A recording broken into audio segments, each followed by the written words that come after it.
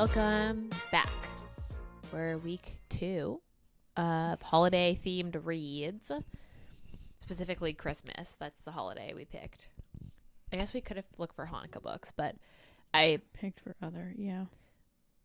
I would have to do more research for us to do that because they're not something that's like advertised very often. But Yes. So week 2, Window Shopping by Tessa Bailey.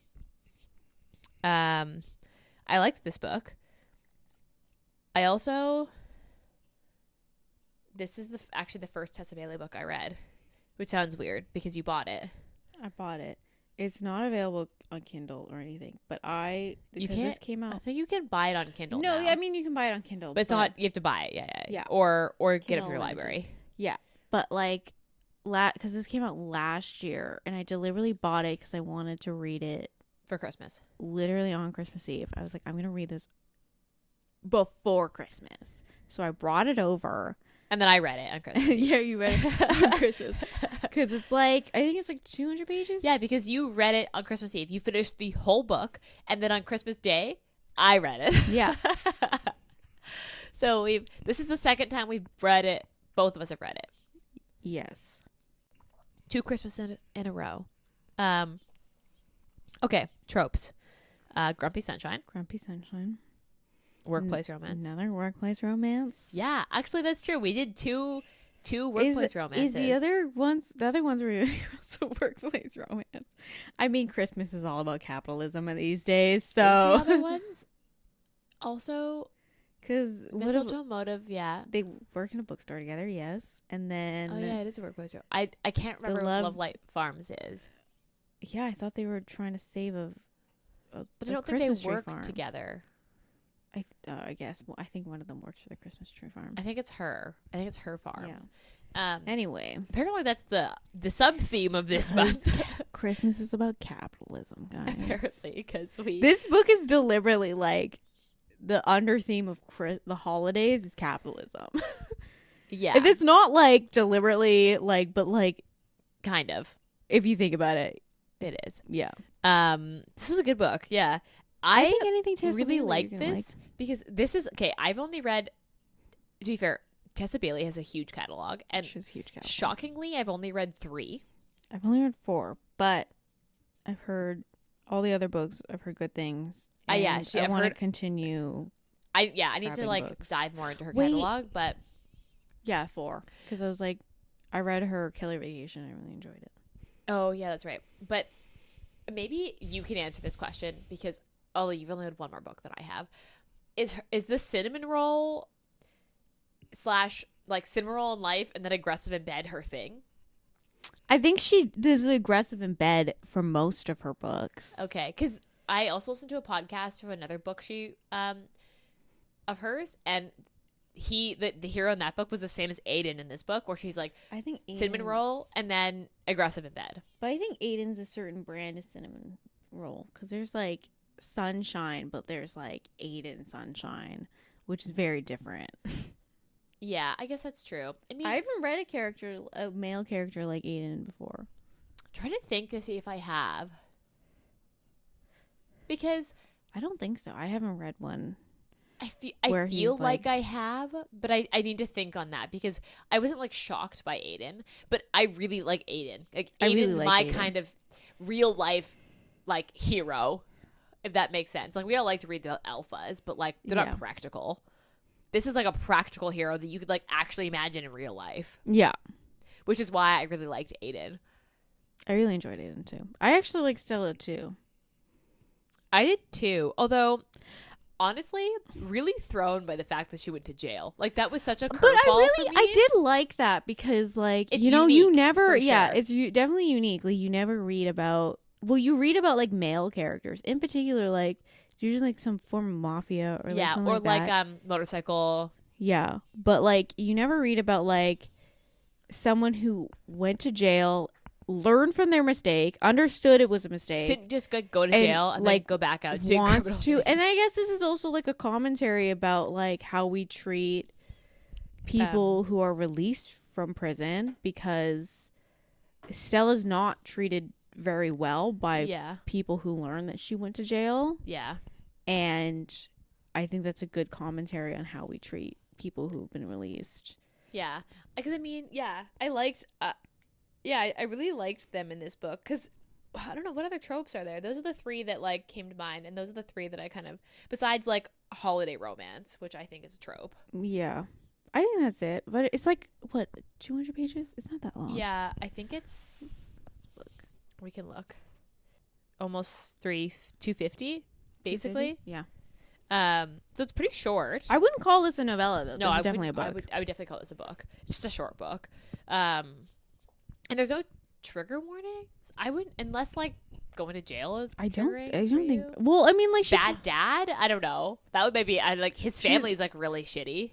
I mean, bad families in general, because her family also doesn't like her very much. Yeah, but her family, like that was a little more understanding than his family just being shitty. But maybe that would be the only like just like bad family. But yeah, no real trigger warnings. The Goodreads rating on this I thought was really low. How many people though rated it? So it's a 3.66 on Goodreads and it has 40,000 ratings. I mean, for that amount of people, I understand it. I also understand it because like the thing with Goodreads is you can't give half stars or like quarter stars. I think they need to rearrange their star I would go system. half stars, yeah. Because I know some people who would like, because some people who want to give it a half star, who want to give it a quarter star, but they'll round down or they'll round up.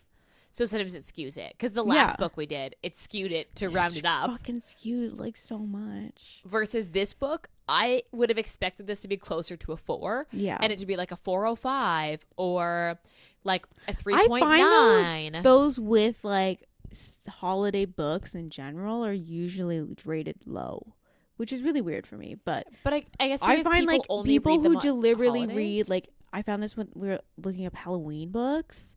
They were rated outrageously low. Really? They're all rated around the 3 point, like they're usually like a 3.5. And like, because Gothicana was lower rating than I thought it would be. Yeah.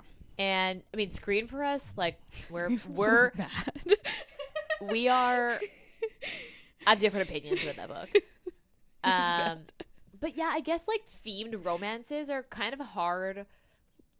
Because they're like a weird also the thing is, like they're holiday. You can read books about the winter around the holidays, and I think those would usually get a higher rating. But like a holiday book, you have to be in the mood for the holiday book, and if you read it when you're not in the mood for it, or like that's true. It just doesn't hit the spot for your holiday itch. I mean, you can rate it a lot lower. It's so like holiday books are such a niche thing that like it needs to deliberately hit a very distinct like feeling in and, you like, mood to get a good reaction out of you. That's like, true, because if you're not in the holiday spirit and you read this, like I deliberately read this on Christmas Eve because I was like, this is a Christmas book.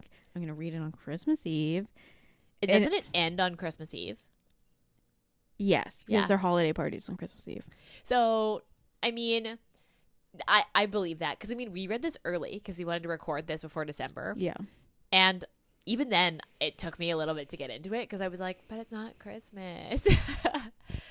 You got to be deliberately in the mood for That's true. So, I mean, that's true. Like, I guess that would skew people because if you're actually not in the Christmas spirit and then you read this, I could see you having a skewed rating because you're just like not in the mood for it. In the same way that like if you're not in the mood for other tropes, sometimes you're like, I'm just not feeling it, so you don't enjoy it as much, so you rate it lower.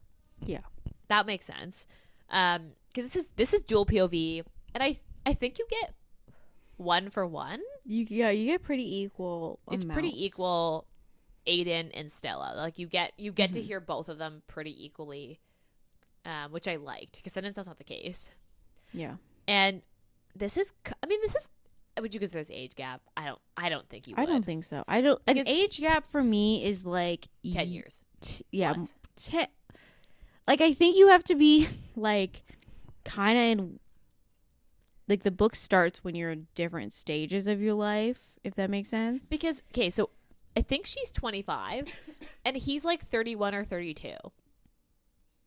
Yeah.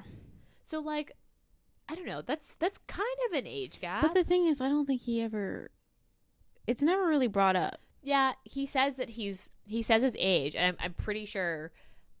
Because I think she like point blank asks him like, how old are you? But like, I don't think it's not. I don't think this is an age gap. No. Simply because the age is never an obstacle for them. I guess that's true. That's true. Age gaps are usually like the age is like a big reason, obstacle for them to get over. That's true. Because, so she's 25 and he's like 31 or 32. And so she goes to jail for armed robbery. But the reason she gets a lighter sentence than her friend, who they robbed. But the thing is, it doesn't end up being a lighter sentence at all because her friend gets out like shortly after 2 months after she did. 3. Because when she gets the job at Vivant, it's literally on the front. It's on the front of the book. Vivant. It's French, isn't it? I call it the Vivant, but that's probably like not correct way. Vivant is, I think. We're probably saying it wrong. We're not French. It's supposed to be French. But she gets the job 3 months after she's released, and then her friend gets out like 2 weeks later. So, but her friend gets out like 3 months after her, basically. Which is not, so it's not. It's really not. But she did. But they go into sentence. They go to different prisons because she goes to a low security, and her friend goes to a medium. Yeah, because her friend's the one that actually shot. So so they had armed robbery, but she didn't think they were real guns, and like I think there's like a joke in there that's like, who brings real guns to a robbery? Yeah, and then her friend, they get into a shootout, and they're like, oh fuck, and then her friend actually shoots the like restaurant owner. Yeah, because it was like a diner, and then like I thought it was like an accident. They actually shot him. Yeah, and it is an accident, but then her friend panics and leaves. She didn't know the gun. She thought they were like fake guns. Yeah, she was like, I thought we went to the freaking dollar store and bought these guns. And I mean, I feel like that's a little naive because it's a little naive of like, you're gonna rob someone. I would assume these are real guns. Real guns are pretty heavy. Yeah. Like, I mean, it has to be a really good fake. I guess she was probably like, why would my best friend, bring a real, like, bring a real gun? I think that was probably more of her than like, oh, I just didn't read the fact that these were real guns. It was like, she was probably just like, why would my friend bring real guns to a robbery? Because, I mean, basically what happens is the friend shoots the clerk or whatever. Yeah, and then she stays behind. Stella stays behind and, like, calls 911 and like, tries to stop the bleeding and stuff. And her friend panics and, like, runs. Leaves. Yeah. So and she gets a lighter sentence because she doesn't run. She not only turned herself in. But she stayed and called 911. Yeah. And obviously she full on was, like, she knew what she did was wrong and they shouldn't have done it, and like she full on admitted like that was really fucking stupid. Yeah, because this book, The Mute Cute, I really liked. Like, I really liked it. Yeah, this book starts in the perfect place. Like sometimes you read a book and you're like, they either start too soon or too late, and you feel like you're missing something. This book starts in the exact correct place it should have. Like it felt like the right time to start this book with her looking at the window, him coming up beside her. That being said, I do kind of wish it was like a little bit like it's like the meet cute started at a great time. The amount we see is a great time, but I do wish the timeline was a little bit bigger. Simply not because I think it like them because this book takes place over 2 weeks. Yeah. I don't like. I think it's just over 2 weeks. But the thing is like the reason I was like, I wish it was a little bit longer. It was like maybe like a month or like a week, like an extra week, like 3 weeks. A month would be just good. Because she has to set up. So the premise of the book is she sets up a window display for this retail store. That's like. Trying to think of what the example would be. It would be like a Nordstrom. It would be like a Nordstrom, I think. I guess Nordstrom's high end. Yeah. A little bit higher end. A good example. So she's setting up this. She's setting up this like window display to encourage people to come in, and I'm like, I don't know if setting it up 2 weeks before Christmas. The thing is, she gets like what, 5 days to set it up, so that's a week before Christmas. No, and then she also needs to set up her second window. It's 2 weeks, because basically what happens is it's 2 weeks before Christmas. She sets up the first window, and but then how long does it take you to set up the first window? 1 week, and then after but then that's a week before Christmas. Yeah, and then then she tries to rush to finish the second window before Christmas, so she has 2 windows done before Christmas. I just think that's like, because the second window, the first one's the makeup one. Yeah. No. Or the dress dress one, and the second one's the makeup one. Yeah.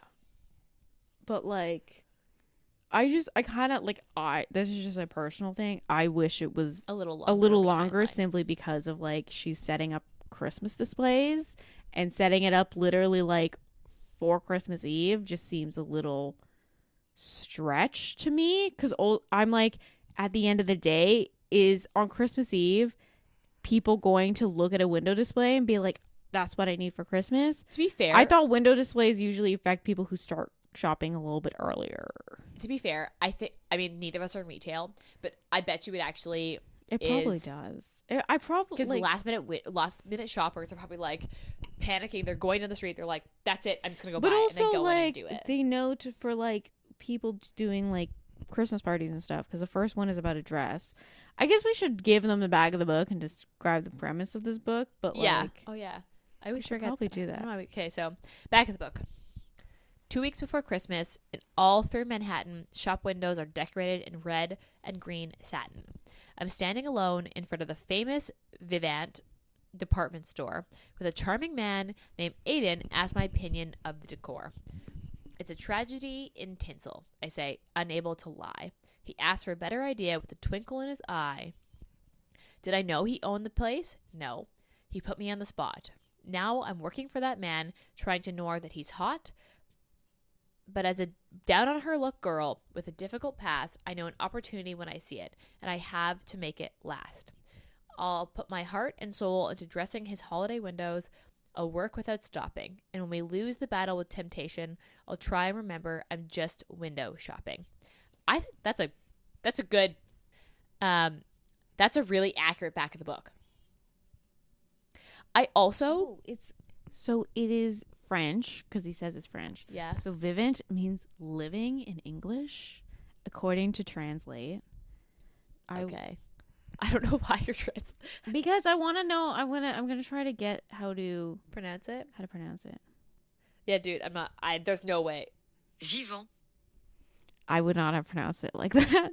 I don't even know that's how you actually pronounce it. But Tessa Bailey, if you listen to Apple this episode, Translate, please explain to me how to pronounce it. Yeah. I also thought sometimes, like, okay, so the last book we read, A Very Bossy Christmas, is the stupidest name for a book.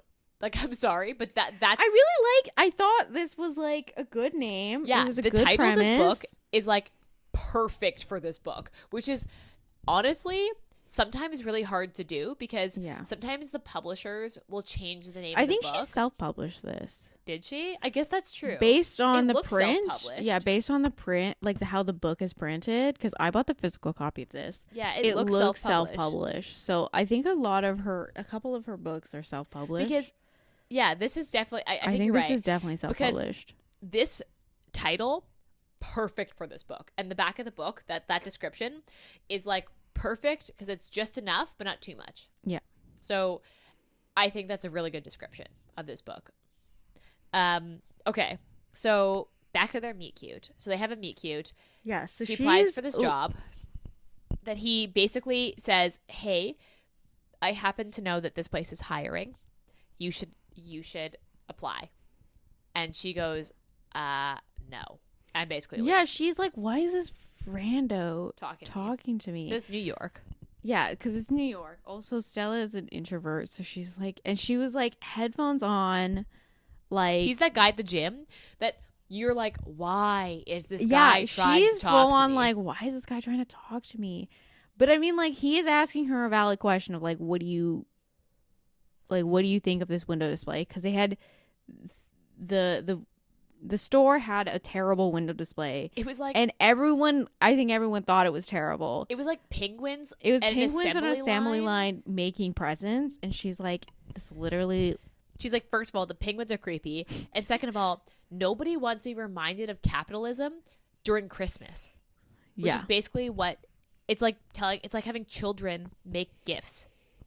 Yeah, and I think she said that she's like, penguins' lifespans are like 9 years, so like that's literally child slavery right there. And he was like, oh.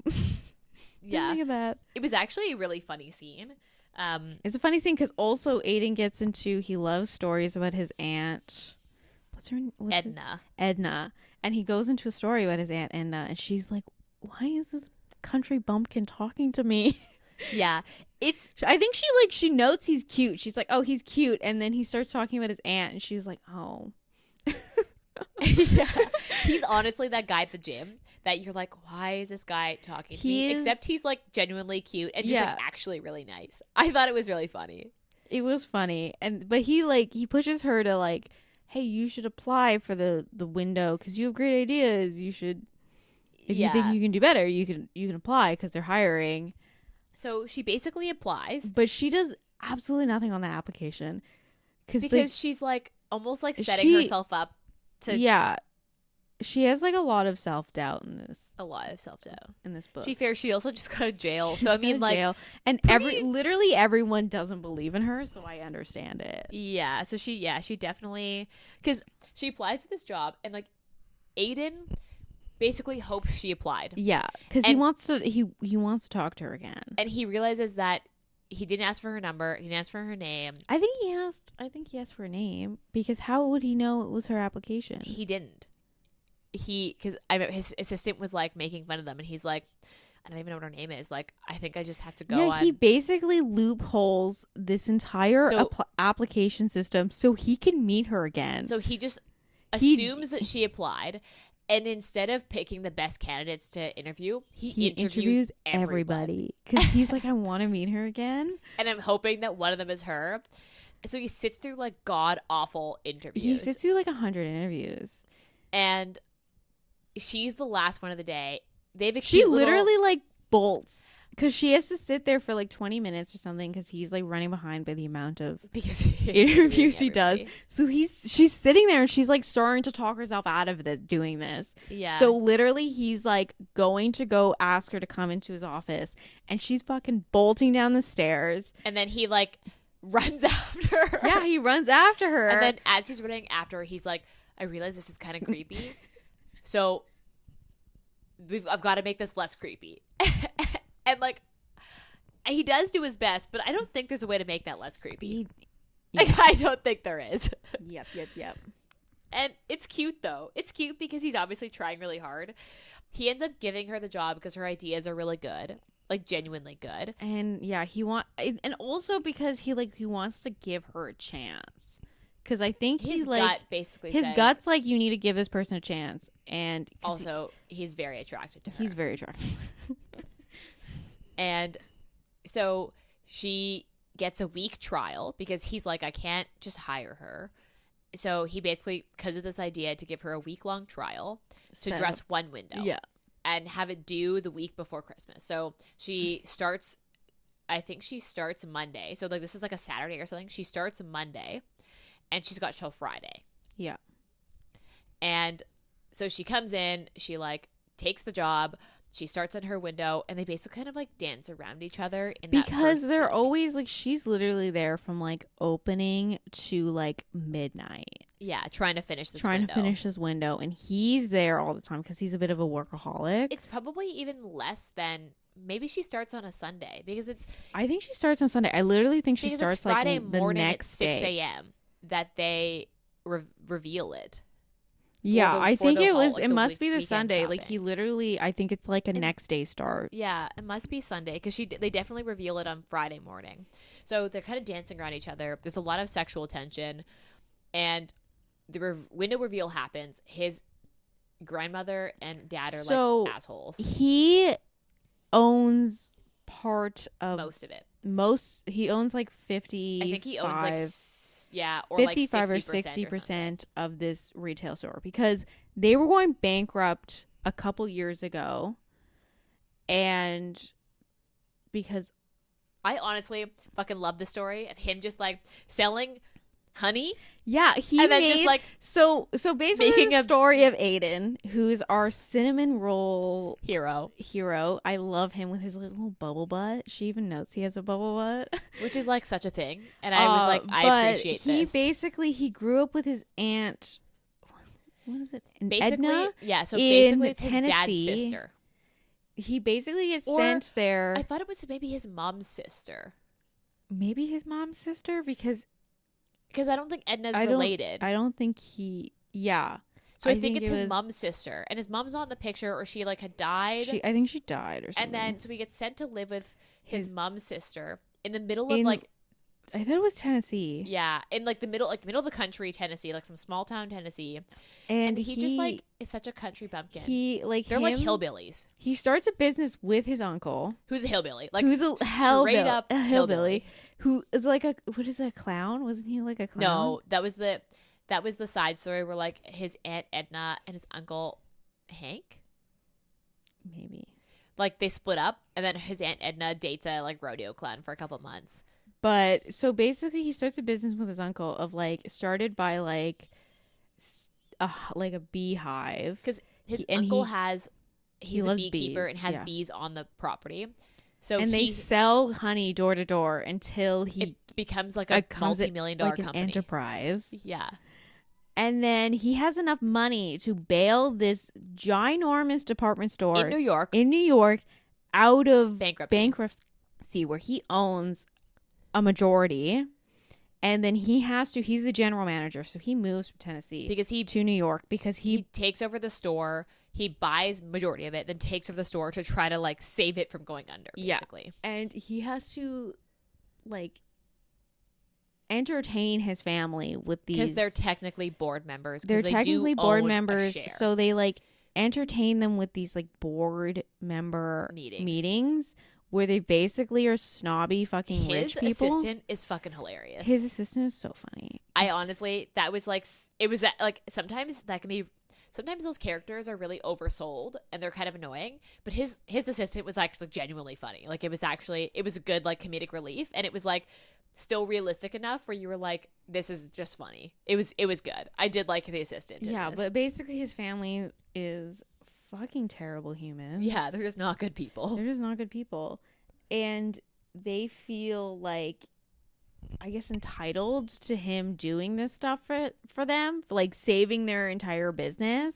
But anyway, so like basically he does the window and they have to impress the board. Yeah, it's his dad, his grandma, and his cousin. And I guess they were like, yeah, okay, fine, it looks okay. So yeah, as long as it sells things. Yeah, and then they don't like Stella. They just find her very like lower class in the moment, which is like not unsurprising because she's wearing like a dime store dress. Yeah, and like think like not vintage. Like a puffer. She's also wearing like a puffer that's not really a puffer because it's not warm because it's like so cheap. Like think like she went into like a Sally Ann or like a thrift store and bought her clothes, all of her clothes. Yeah. So after that, they have like a celebration. They all go for drinks, and they basically almost have sex. So he kind of have sex. Never goes to these work things because it was like a after work drinks. Yeah. And he never usually goes because he's like, I know employees are very uncomfortable if the boss is there, and I want them to have fun. I want them to like unwind. Yeah. So he never goes, and he doesn't make friends with his employees because he's like, I understand my position. But she invites him. She's like, you should come because we're going for drinks. And he comes, and they like, I think he realizes how much he likes her, and she also realizes. Scene. Because you learn that Aiden's a little aggressive, a little dirty in bed. Yeah, a little.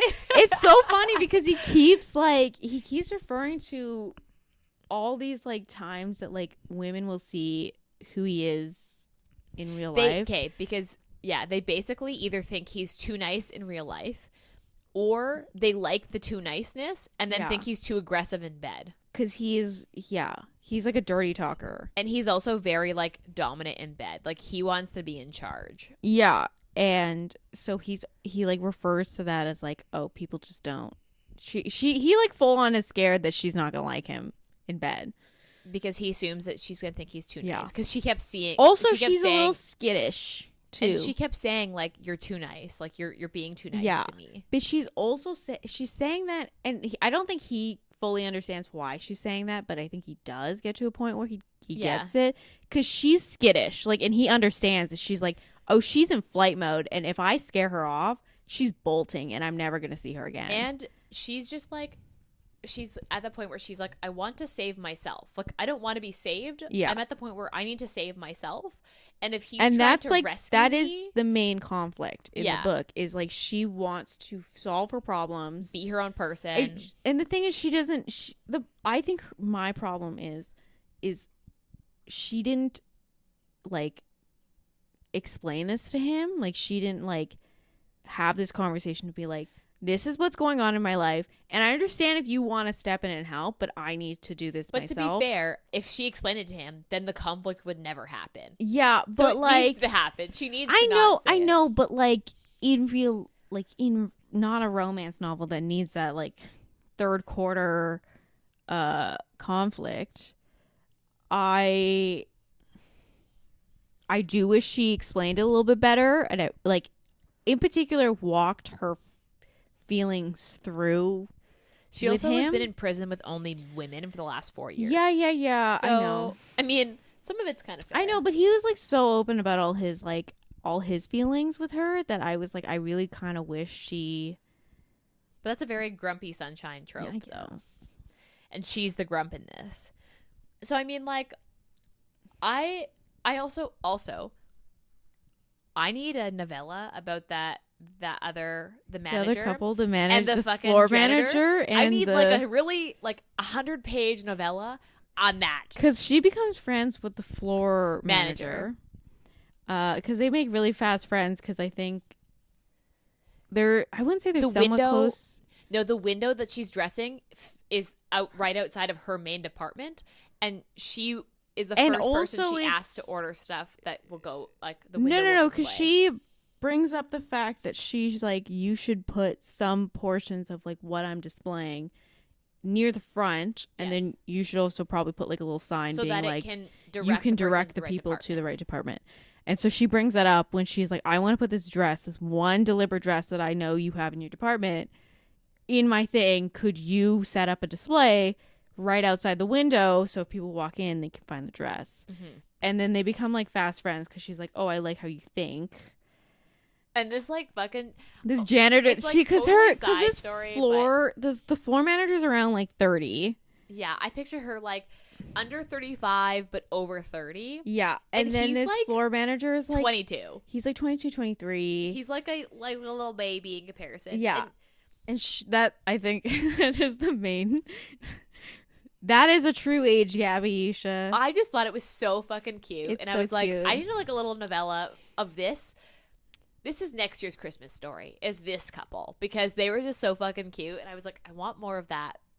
But like basically the night that they have the party, they go home together, Stella and Aiden, mm-hmm. and they like kind of have sex, but then don't, because Aiden basically is like, if you can't make this official and do a love contract with me, which he knows is like, wow, I kind of went on very strong there because it's been a week. And his thing is he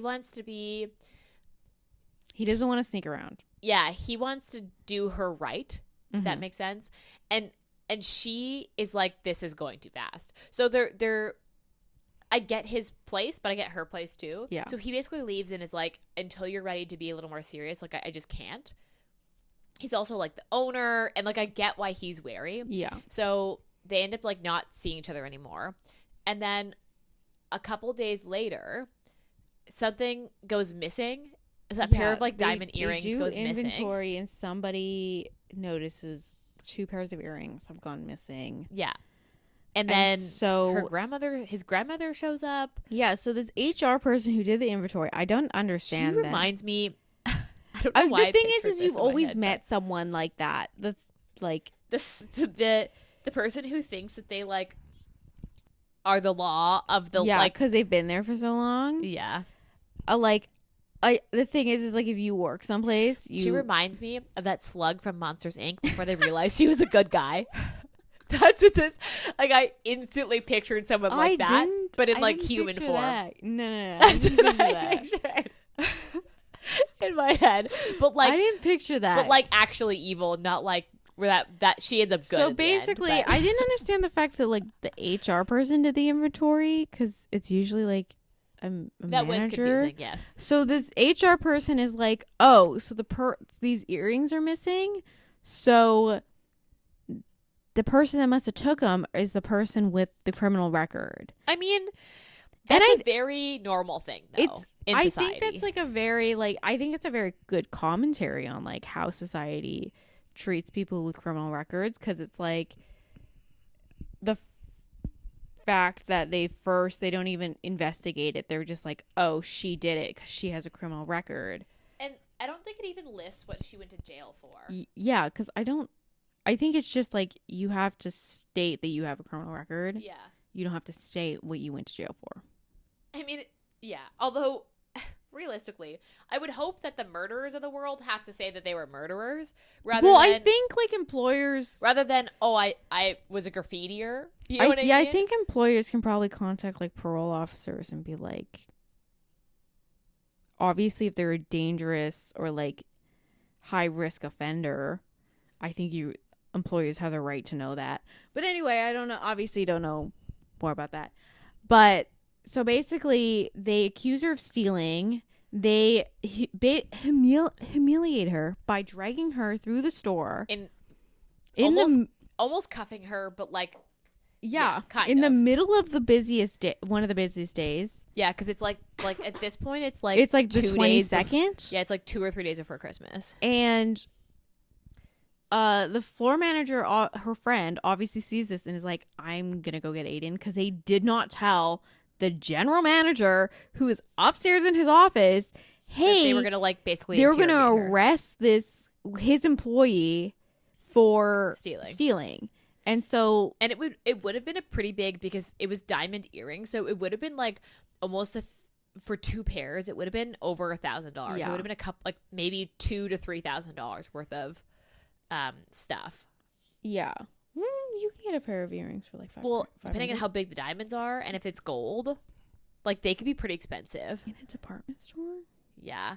Like, but think of like if you're going to Nordstrom, yeah. I guess. That's what we're picturing, right? But anyway, so Aiden crashes in and is like, why didn't anyone tell me that these earrings were missing? Like, he actually, realistically, in the hierarchy of the he should have been informed. Yeah.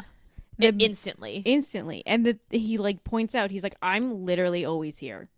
I never go home. Why would you inform Why would anyone else? so when you found out when these diamond earrings were missing, I was upstairs. You could have come up to my office and informed me. Instead, they call his grandmother. You phone my grandmother, who literally does not work here. Really. Yeah. Or live in the city. Yeah. And like rat out an employee that you have no proof stole anything. Yeah.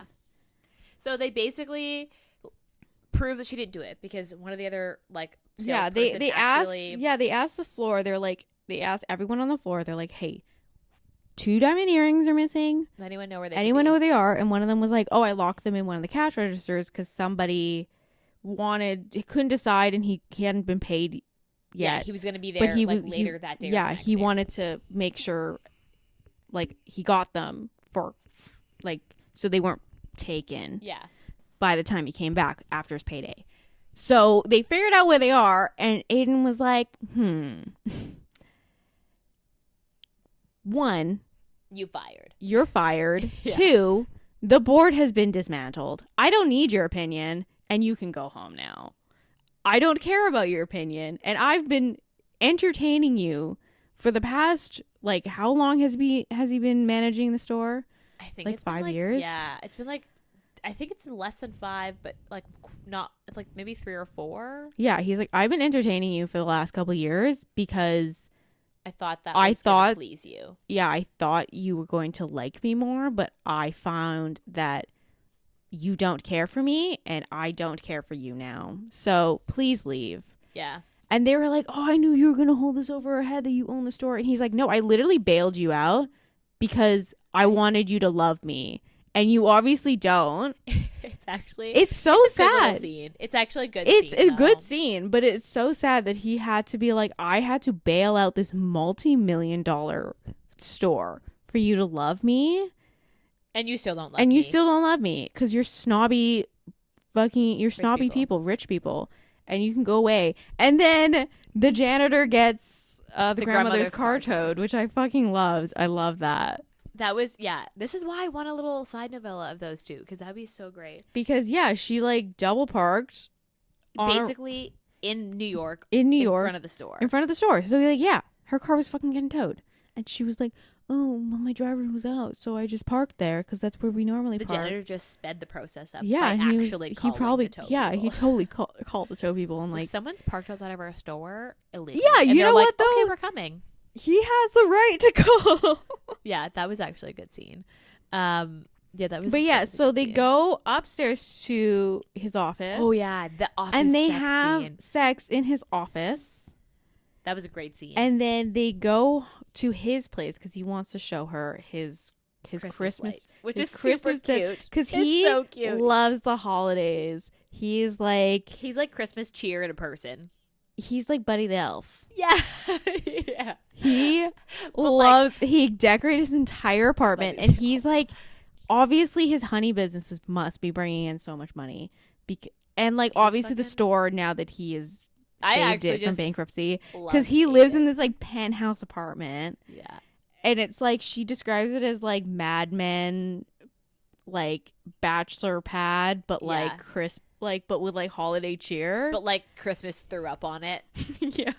And like, because he was so excited to like show her, and he was very scared that he was gonna scare her off with like how much Christmassy it is upstairs, like in his apartment. But she just was kind of like, well, this is definitely you, so yeah. She's like, I don't know, I don't know what I expected, but I'm not surprised. It was pretty cute. I gotta say, this is like, obviously you've read one more than me, so maybe this is like not a thing just in the ones that I've read, but do all Tessa Bailey books have a butt scene? That's like a thing, isn't it? I don't think so, because like in all the books that I've read, Hook, Line, and Sinker have a butt scene. I'm pretty sure. I don't remember My Killer Vacation having a butt scene, because there's a butt scene in this one, and it was like, but this is the first book that I've ever read that isn't about two men. Like, this is a man and woman where there's like just straight up like an anal scene. It's not like dick in butthole. It's like she puts her finger up his butt, and I was like, whoa, this is not what I was expecting. I love it. I'm here for it. I see Aiden as a kinky bitch, man. Which is like, but I was just shocked that she was like, we going for it. I mean, they were going for, like, they're in the middle of his kitchen giving him a blowy. So, like, I just, like, it, like, the first time I read this, I was like, wait, what? I actually reread that part, and I was like, I'm kind of here for this. But, like, here for not what I expected. Because this is the first Tessa Bailey book I read, and I was like, whoa, I think this is the first time I've probably ever read a book where she puts her finger up his ass first. I don't think I've ever had that in a book. It's not very common. But then I also read It Happened One Summer, and that also happens in that book. And I was like, kind of like, hey, okay, there's no shame in like fingers up your butt. I was like, I'm here for this. Like, I can get behind this trend. That's why I wonder if it's like a Tessa Bailey thing, because I've read, I think I read 3, but I don't know if it happened. I don't remember if it happened one summer, or if I don't think it's every book. But it's like a common occurrence. But it's a common occurrence in her books. Yeah, I think. Yeah. Then my understanding it is, but I have to read more of her catalog to truly like tally up how many. But I love. You know what? I do love the spicy scenes in these. This book is like, it's steamy but it also has so much plot. I also like how the steamy scenes are like the office sex scene. Super good. I like how the steamy scenes don't feel removed from the plot. Yeah, or removed from the characters, like they're throwing in a generic kind of sex scene. I felt like they were still very true to the characters. Very true to the characters. And they always push the plot forward. Yes. Because basically the book ends with the book ends so after they have sex, they're together. They're together. They sign a love contract. Yeah.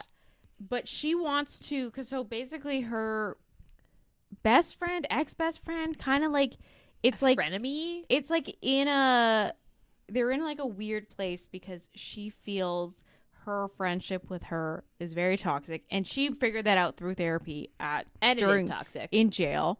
She obviously had to go through some therapy, but like she knows that the relationship between her friendship is toxic, and she doesn't know how to approach it without putting it either back in that toxic place, cutting her off. And she didn't want to drag Aiden into that because if she gets back into that toxic place, she obviously doesn't want to drag him into that.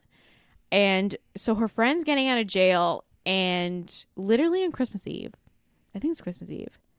Yeah, it is Christmas Eve. And she's like, I have to deal with my friend. She doesn't tell Aiden, but she kind of just she's like, I got to deal with something, and he feels like sad that she can't let him in. Yeah, which is like, I think she should have at least been like, hey, I have to do this on my own. Yeah, if she just had that conversation of like, I understand that like you want to step in and help, but I have to do this on my own, would have like made him feel so much better.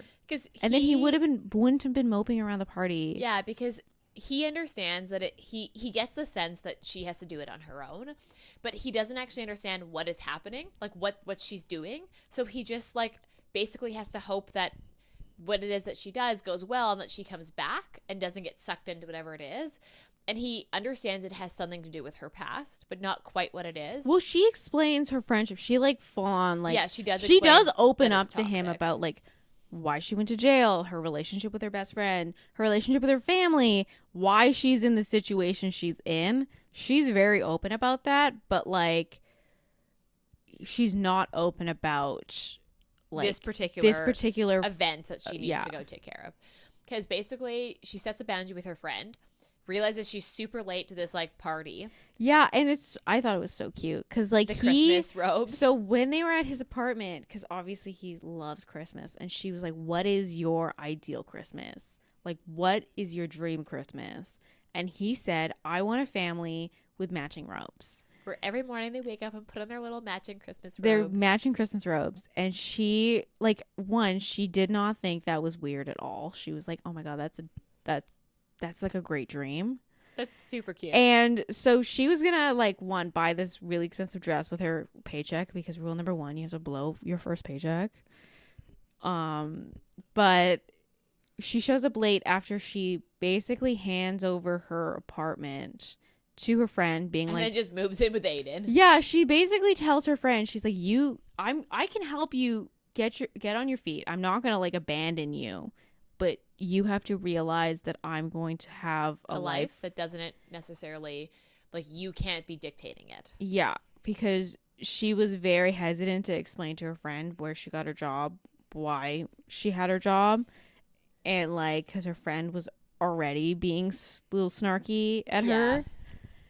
It was actually a really good scene. It was a good scene. And she basically like hands over her apartment. Well, technically it's her uncle's apartment, to her friend, being like, you can stay here as long as you want because I'm gonna go stay with my man, basically. And which is also super cute. And she runs to because they have a Christmas Eve holiday party, like work holiday party. Yeah. And she shows up in matching robes with a matching robe for Aiden. And then he puts it on over his suit, and it's cute. So cute. And then it ends. And then that ends, and then the epilogue is going to her parents. It's like a year later, them going to her parents. I think they're engaged. They are engaged. That is one thing that, like, is a very romance novel-y thing. They get engaged very fast. They all get really, yeah. But then, I mean, really like, fast. if you know, you know, I guess. But, like, yeah, they do. And they do kind of fill you in of what happened the following year, that she got brought on as the permanent window dresser. Yeah. She basically moved in with him. He kind of never left, because they never really talked about her leaving. And then Aiden just started stylifying. He just, like, basically moves her stuff in and then just starts putting it around the apartment. Like, yeah, just starts, like, buying furniture that he thinks she'll like. Yeah. And she's like... It's pretty cute. Yeah. And so she has, like, a not great relationship with her family. And that's why she was in New York and not in... I don't remember where they are. It's out... It must be in the state of New York. Yeah, because she wouldn't be allowed to leave the state. Drive there. Yeah, but I mean, like, Philly is close. So was it Philly? I don't remember. I'm pretty sure it was within. I think it was upstate or something. Because I know because obviously she would, being released from prison, she probably would not be able to leave the state she was released in. Potentially, yeah. I don't know. I don't know how it works. The American system, but it'd have to be close enough. So they're driving up to her family's place to have, like, Christmas brunch with them, because Aiden has basically been, like, sending them pictures of her windows. Yeah, basically, like, leading this, like, repairing of the relationship between encouraging her to do it and to make the jump. It's pretty cute. It's a good little ending. Like, overall, this book was really good. Yeah, I really enjoyed it. 'Cause, like, yeah, like, Aiden is just, like, he's never controlling of her. He's very respectful of her boundaries and of, like, understanding that she needs to do things on her own, but, like, is still really supportive. He's definitely, like, of all the heroes that I've read, he's probably top 10. Yeah, I really liked Aiden. Yeah, I would say definitely top 10. Although, all the Tessa Bailey heroes that I've read, I have liked. I have not read one that I haven't liked yet. Although, to be fair, I've only read 3 per book. So, maybe if I read more. But, yeah, this is probably one of the perfect Christmas romance books. Like... You forget how good this is. It's, like, a good book regardless if it's Christmas. Yeah. Because, like, I think if you took out the holiday and you just said, hey, you need to make a summer window dressing or something. Although, but a lot of, like, he wears, like, the Christmas bow ties. Oh, yeah, he loves his bow ties. So, I mean. But I think he wears bow ties all year. I think he does too. I think it's, like, a thing. I think if you remove the Christmasness of this book, I think it'd still be a really good book. Agreed.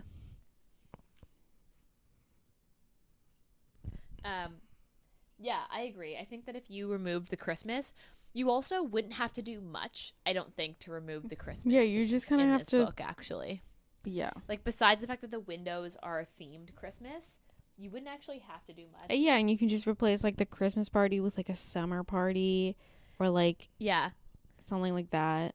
Yeah, like some sort of, like, end of the season. Yeah, like you could quite easily make this not a holiday romance, and it would be still just as good. Yeah. Yeah, overall, like, rereadability, like, 100%. We both have reread this book. Like, this is a staple Christmas read. My rating, I think I give this a 4 out of 5. Yeah, I think I give this a 4. Because this was good, and I reread it. Steaminess, I don't know. I think I gave it a 3. I feel like I gave it a 3 too. Because there's not a lot of I think there's like three at the top of my head. Yeah. Scenes. Maybe 4. Because there's like the rooftop. Her apartment. Limo? They do something? Yeah, they're like making out. Town car. Her apartment, his car. The office. And then his apartment. And then the apartment scene. So there is actually like 5 or 6. That's actually in a 250-page book, that's actually quite a bit. But they don't start until like the 60% mark. No, I think they start about... No, I think they start after 60%. Because the car scene happens... Oh, I guess. Maybe a 4. Let's give this a 4. I would say at least a 3.5. And the sex scenes are like good. Yeah. Like none of them are like mediocre. Like they're all really good scenes. Yeah. So like I would round this up to a 4. Yeah, a 4. 4s across the board. Yeah. And I mean, obviously, we would recommend this. Like, I would recommend, yes. Pretty. I mean, I would recommend anything Tessa Bailey. I think. Yeah. You would. Agreed. I have yet to read a Tessa Bailey that I have not liked. But we've only read 4. We've only read 4, but I mean, like that says more than some authors that I've read. Yeah. So, Christmas romance. This is a must-have on your list to read, in my opinion. But I will know it's not Kindle Unlimited because it's self-published. I think you have to purchase this, but I think most libraries might have. I didn't find this at any library. Oh, really? I didn't look at your library, but it's definitely not at my library. I did look, but like to be honest, it's probably worth the purchase.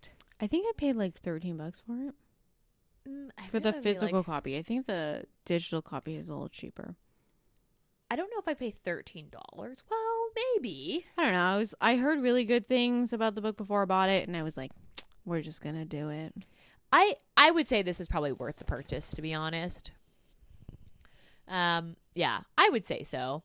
I would probably buy the ebook, though, but I would still say worth the purchase. She's not at the library. Well, then I guess I think it's the butt scenes. Like, I think that's like where they draw the line. What's your problem with butt scenes? I've not a problem with butt scenes. I'm saying that I like them, have a problem with but it was kind of shocking.